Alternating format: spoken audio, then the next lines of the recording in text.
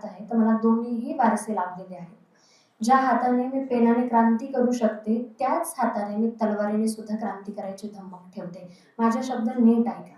ही तलवार म्हणजे वैचारिक, ही तलवार म्हणजे शाब्दिक, ही तलवार म्हणजे स्वाभिमानाची, ही तलवार म्हणजे मान सन्मान माज अहंकाराची.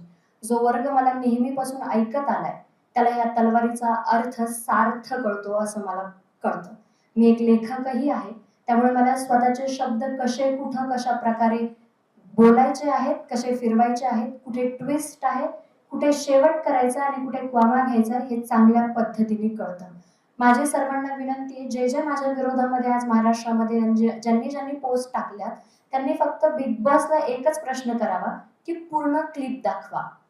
ती पूर्ण क्लिप दाखवा की मी ज्यावेळेस असं बोलले आणि मला इंटरप्ट केलं बिग बॉस कडून, त्याच्यानंतर मी ओरडत राहिले की माझं पूर्ण ऐका, माझं फुल स्टॉप पर्यंत ऐकून घ्या, जे त्यांनी तुम्हाला किंवा पूर्ण महाराष्ट्राला सांगितलेलं नाहीये.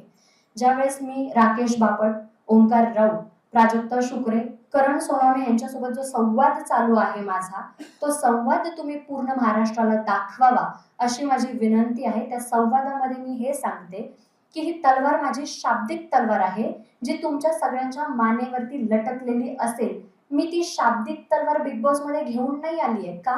कारण मी बिग बॉसच्या घरामध्ये 100 वेळा सांगितलं सगळ्या सदस्यांना की मी माझी बाहेरची बाजू इथे कधीच दाखवणार नाही. कारण माझे शब्द जे असतील विद्रोह, बंडखोरी, अन्यायाविरुद्ध न्यायाची मागणी करणं, हे तुम्हाला कदाचित नाही कळणार. त्यामुळे मी अशा शब्दांचा उच्चार इथे करणार नाही. मी एक खेळाडू म्हणून इथे आलेली आहे, तर तुम्ही मला तसंच बोलावं. त्यानंतर प्रत्येक दिवशी मला एक गोष्ट ऐकायला येत होती की ही भाषणासारखी बोलती, ही भाषणासारखी बोलती, ही भाषण करते, ही भाषण करते. मी त्यांना वाचवायचा प्रयत्न करत होते की तुम्ही असे मुद्दे घेऊ नका. बाहेरच्या मंडळींना जर हे केलं तर मला जो मानणारा वर्ग आहे त्यांचा असा गैरसमज व्हायला नको की ताई कारण पर्टिक्युलर एका माणसावरती किंवा एखाद्या व्यक्तींवरती